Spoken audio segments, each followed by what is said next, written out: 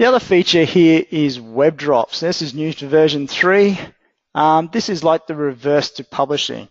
So whilst publishing allows the easy transfer of large data to go externally, what happens when you need to receive large data? You're in the same basket. You need to either go and pick something up manually or wait for the postman to arrive. So to do that, set up a web drop. Just right click on the folder you want to create it under, come down to web file drops, and then create new drop. Okay. There's a number of different information here that you have to set. So a quick run through that one.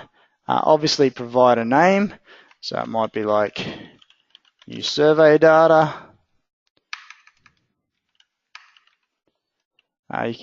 Must give a description. I'll cheat a little bit here. You can set limits to the size you can receive. You can also set a limit to the extensions you can receive. So if you're only allowed to receive 12 DA files, you can put it in there, or 12 DAZs. Otherwise, if you leave it blank, it will allow any file type to come through. Okay. You got your mode. Okay, so you can create a new folder for each drop. You can upload to the current folder with unique names, or you can upload to the current folder but create a new version. Okay. For this one, I'm going to go new folder.